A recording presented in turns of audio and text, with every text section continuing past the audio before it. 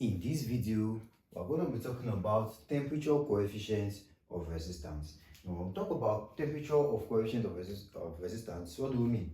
We simply mean how resistance vary alongside temperature. In our other video still of resistance, we talked about various quantities that resistance depend on, of which one of them was with temperature.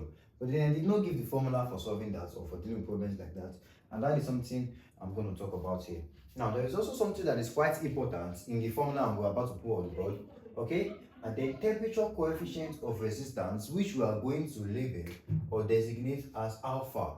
Now, this alpha, which is the temperature coefficient of resistance, is simply the ratio of change in temperature, okay, to the initial temperature per degree rise in what now? Temperature. From here, we can now make RT minus R naught the subject. So we're going to have RT minus R naught is going to equal R naught times change in temperature, of which change in temperature is initial temperature minus final, or final temperature minus initial temperature rather. So we're going to have RT minus R naught is equal to R naught in brackets initial temperature or final temperature rather minus the initial temperature. So from here, RT can be made the subject taken to the other side. We're going to have R naught plus R naught in brackets theta F minus theta naught. Okay, finally, RT equals R naught in brackets 1 plus theta F minus theta naught. Okay, now here is a simplified way of writing this formula. Okay, and this is very, very useful. Now, similarly, this one we're having for resistance can also be written in terms of resistivity, of which we say that resistance is equal to resistivity, right, times length divided by area. Length and area will not change, okay? So if we substitute in, they will both cancel out on both sides and then we'll be left with resistivity. So resistivity of the conductor can as well be written as initial resistivity equals 1 plus theta F minus theta naught, okay? That is how it is being done. Now, we also have a problem on the board which we'll be dealing with. We'll be talking about, it says a sensitive platinum resistance thermometer registers 50 ohm at 20 degrees Celsius, okay, and 76.8 ohm at the melting point of indium. If the temperature variation of the resistance is given by R equals the formula we're having here, which you also derived, okay, find the melting point of indium temperature, okay, of indium, given that temperature of coefficient of resistance was given, blah blah blah, all the parameters are given there. But then we're asked to find the melting point of indium. Now, the melting point of indium, you cannot find it using the formula, but then they made reference to the melting point of indium in the question, okay? The question says, and this is the value at the melting point. That is what they want us to find, is the temperature when we have 76.8 ohm as the resistance, which means we are going to solve for what now? RT, okay? Which was what now? Solve for here, right?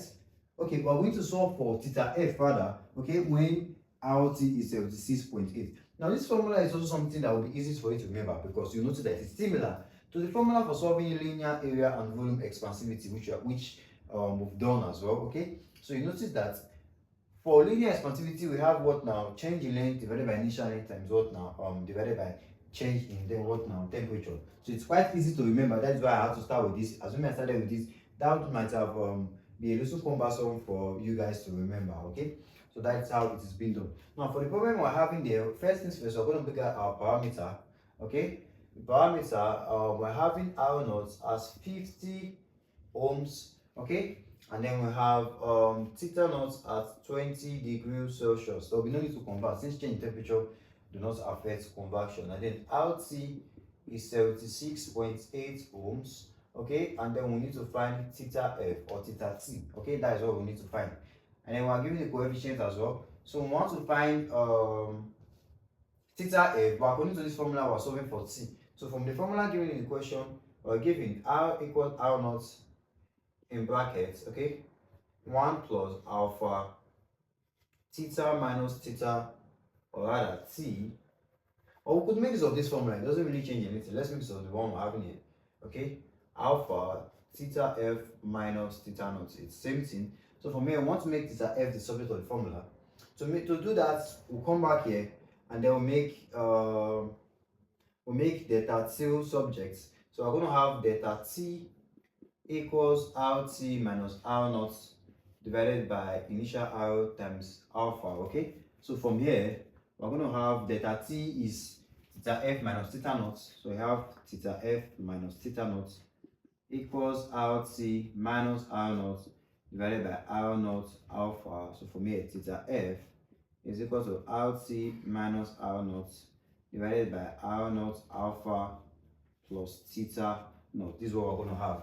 Okay, now next thing we want to substitute everything we're having into that formula. So theta f, which is the temperature we're solving for, is then going to equal what was RT given in the question, that's 76.8.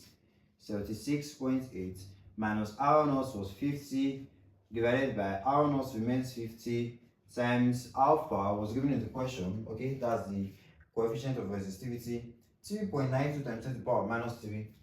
So we have 3.92 times 10 to the power of minus 3. Okay, that's what we're going to have. And then plus the initial temperature, which is 20 degrees. Okay, so I'm going to do that with our calculator. That's 76.8 minus 50 divided by 50 times 3.92 times 10 to the power of minus 3. Okay, then plus 20 degrees Celsius. What we're going to get as our final value will be theta f equals 156.735 degrees Celsius. Now this is going to be our final value. Okay, it is that easy. Now final value has been gotten. Another thing you should take note of is that for a normal conductor, what happens to the resistance is that as temperature increases, okay, the resistance tends to what now? Decrease, because as temperature increases, the terminal velocity of the conductor tends to what now? Increase. As terminal velocity increases, the conductor becomes what now? The electrons or the charges in the conductor tends to what now? Move faster, because we have two velocities, terminal velocity and drift velocity. For drift velocity, it is the velocity we obtain when an EMF has been applied and then they are now moving in one direction. But for terminal velocity, when no EMF is being applied, okay, they are just moving randomly, colliding with each other and then what now? The walls. So as an EMF is being applied, what's noticed after some time is that for a not too good conductor, the temperature tends to what now? Increase. And as the temperature increases, what happens is that the terminal velocity then increases. So instead of them to be moving in one straight direction, some of them will be what now? Moving in some other direction, colliding with the walls. Hence, the resistance is now what now? Being increased. And then what now? Current tends to what now? Decrease. So that is how a problem like this is being done or tackled with. So in our next few videos, we'll still be talking about other aspects of current electricity. If you did learn something new or understood this video, do it to smash that like button and put your comments or your question you have in the comment section. Also, as important as it is, I will always say it, don't forget to click on the notification bell so that when a new video is being uploaded, you'll be one of the first few million persons to get notified about it. Okay, and then don't forget to subscribe, of which you can't click on the notification bell without subscribing. Okay, that is how it is being done. See you in the next video. Bye.